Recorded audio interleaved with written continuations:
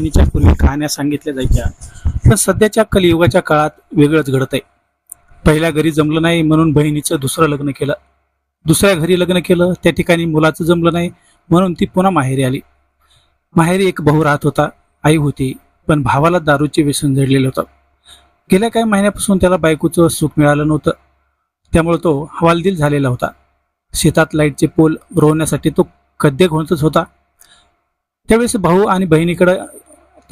भाऊ बहिणीकडे एकच इच्छा मागत होता की तू सहकार्य केलं तर माझा संसार सुखाचा होईल. पण बहिणीने नकार दिला आणि पुढं जे काही घडलं ते भयंकर स्वरूपाचं घडलं. कविता नावाची 31 वर्षाची तरुणी होते. घरात 2 भाऊ होते. एक भाऊ गुजरात राज्यातील अहमदाबाद येथे, तर दुसरा भाऊ गावाकडे म्हणजे पाली या ठिकाणी राहत होता. आता विषय असा झाला होता की कविताचा लहान असलेला भाऊ राम याचं लग्न करण्याचा विषय निघाला. तर घरचे लोक म्हणाले की जर राम याला मुलगी पाहिजे तर मग कविताचा सुद्धा एखादा मुलगा शोधून लग्न लावायला पाहिजे. आता त्यानुसार दोघांसाठी स्थळ पाणी सुरू झाली होती. त्यानुसार कविता भालेगाव नावाचे गाव आहे, त्या ठिकाणचं स्थळ तिला आलं होतं. त्याच गावात ज्या ठिकाणी कविताचं स्थळ होतं म्हणजे कवितासाठी जो मुलगा होता त्याचीही बहीण लग्नाला आलेली होती. त्यामुळे दोन्ही कुटुंबाच्या सहमतीने एक निर्णय घ्यायचे ठरलं की त्यानुसार कविताच्या घरी आई होती, तर कविताच्या सासरी मोठे घनकोत होते. त्यानुसार दोन्ही कुटुंबामध्ये साटेलोटे करायचे ठरलं. त्यानुसार दोन्ही कुटुंबाची सहमती झाली. कविताचा भाऊ दिल्लीला होता, त्याला सुद्धा या लग्नासंबंधाची माहिती देण्यात आली. त्यानुसार लग्नाची तारीख ठरली आणि दोन्ही लग्न एकाच मांडवात लावण्यात आले. आता विषय असा होता की कविता ही जरी चांगली मुलगी असली तरी राम मात्र व्यसनाच्या आहारी गेलेला होता. त्यामुळे जेव्हा लग्न झालं तेव्हा काही दिवस बायको त्याच्याबरोबर चांगली राहिली आणि सुखी संसार देखील सुरू झाला होता. मात्र नंतर तिच्याबरोबर त्याचं भांडण होऊ लागलं. तो दारू पिऊन येऊ लागला, तिला मारहाण करू लागला. आता रामची बहीण कविता ही त्याच्या बायकोच्या भावाला दिलेली होती. त्यामुळे राम याने बायकोला त्रास दिला की तिकडे कविताचा नवरा आणि सासरचे लोक तिला त्रास देऊ लागले. आता जो काही त्रास चालू होता हा केवळ राम याच्या दारू पिण्याच्या व्यसनामुळे सुरू झालेला होता. मग यावर काय मार्ग काढायचा असा प्रश्न होता, कारण राम याच्या वागण्यात सुधारणा होत नव्हती. त्यामुळे रामच्या बायकोने माहेरी फोन करून मी सासर सोडून माहेरी येत असल्याचं सांगितलं. आता त्यानुसार ती माहेरी निघून गेली. आता कविता ज्या पद्धतीने माहेरी आली होती त्याच पद्धतीने राम यांची बायको देखील तिच्या माहेरी गेली. म्हणजे दोघांचं साठोलोट झालेलं होतं. या साठेलोटामुळे ही सर्व अडचण झालेली होती. आता हा सर्व प्रकार रामच्या भावाला कळाला. त्यावेळी त्यांनी कविताबरोबर बोलून यातून काहीतरी मार्ग निघतो का हे पाहिलं, पण 6 महिने झालं तरी कोणाचाही मार्ग यामधून निघाला नाही. अखेर राम याला आता बायको जाऊन बराच काळ झाला होता. त्यामुळे त्याच्या शारीरिक भावना जागृत होऊ लागल्या.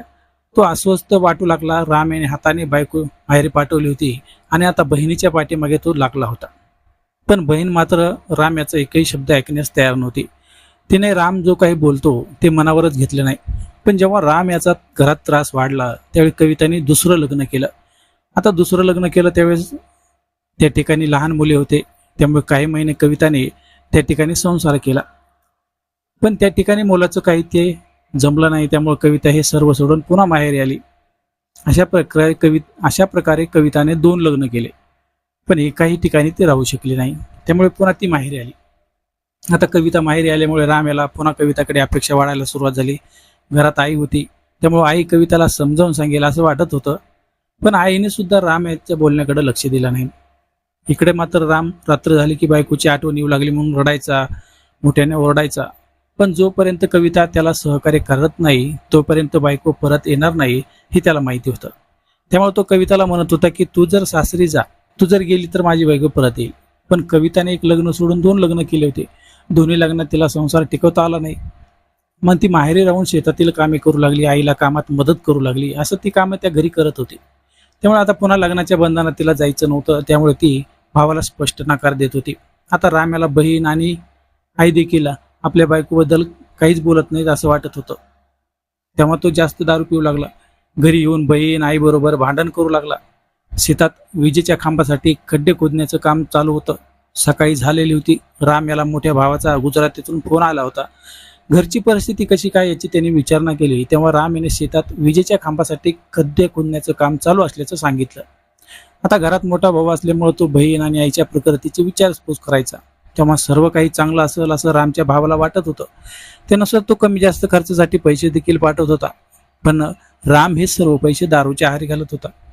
आता 3-4 दिवसांचा कालावधी निघून गेल्यानंतर राम याच्या भावाने घरी फोन केला. तारीख होती 26 मार्च रोजीची. घरात बहीण आणि आईला फोन लावला तर त्याचा मोबाईल बंद येऊ लागला. त्यामुळे राम याच्या मोबाईलवर त्यांनी फोन लावला होता. तेव्हा त्याने फोन उचलला आणि बोलू लागला. त्यावेळी मोठ्या भावाने विचारलं की आई आणि बहीण फोन का उचलत नाही. त्यावेळी राम याने त्या दोघी पण बोलत नसल्याचं सांगितलं. आता 2-3 दिवसानंतरही बहीण आणि आईचा फोन लागत नाही हे जेव्हा राम याच्या भावाला कळालं, लक्षात आलं, तेव्हा त्याने अहमदाबाद सोडून थेट गावाकडे भावाला फोन केला. तर त्याचाही फोन बंद येऊ लागला. आता घराच्या बाहेर राम याचा भाऊ आला तर भिंतीवर लिहिले होते, आई बहीण बेपत्ता झाल्या आहेत, त्या जर कोठे सापडल्या तर संपर्क करा. आता हे पाहून मोठा भाऊ गेल्या 3-4 दिवसापासून रामला भाऊ फोन करत होता, पण त्याने ही बाब भावाच्या कानावर घातली नव्हती.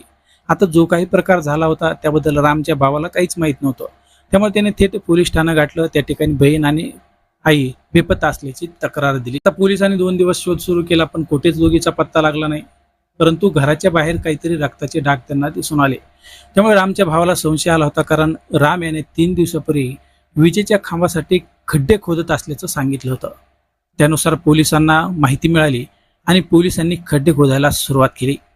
2 खड्डे खोदल्यानंतर 3ऱ्या खड्ड्यामध्ये कविता आणि तिची आई आढळून आले. त्यामुळे सर्वांनाच धक्का बसला. पोलिसांनी कविता आणि तिच्या आईचा मृतदेह बाहेर काढला. त्यानंतर त्यांचा पंचनामा केला आणि शवविच्छेदनासाठी मृतदेह रुग्णालयात पाठवला. आता पोलीस तपास कार्य सुरू झालं होतं, परंतु 3-4 दिवसापासून राम याचा फोन देखील बंद होता आणि तो घरातून देखील फरार झालेला होता. त्यामुळे पोलिसांना आता रामच्या भावाला देखील शोधणं गरजेचं होतं. त्यामुळे पोलिसांना आणि रामच्या भावाला देखील राम याच्यावर संशय येऊ लागला होता, कारण त्यानेच हे सर्व केलं असणार याची त्यांना खात्री पटली होती. त्यानुसार पोलिसांनी विविध ठिकाणी पथके पाठवले. जवळपास 8 ते 10 दिवसानंतर राम एका ठिकाणी असल्याची माहिती मिळाली.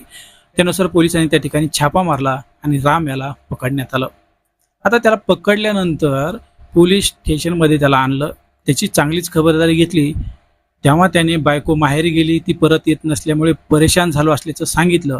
मी बहिणीकडे वारंवार सासरी जाण्यासाठी तगादा लावला, पण ती काही सासरी गेली नाही. त्यामुळं माझी बायको काही परत आली नाही. त्यामुळे शेवटी मला आई आणि बहिणीची हत्या करावी लागली अशी त्यांनी कबुली दिली. अशा प्रकारे दारूच्या आहारी गेलेला राम याने स्वतःच्या हितासाठी बहीण आणि आईला संपवलं होतं. मित्रांनो, त्यामुळे व्यसनाच्या आहारी किती जावं हे आपलं आपण ठरवलं पाहिजे. यामुळे आपला संसार उद्ध्वस्त होणार नाही याची देखील आपण काळजी घेतली पाहिजे आणि यामुळे आपला संसार उद्ध्वस्त करू नका. तर पुन्हा भेटूया, तोपर्यंत नमस्कार.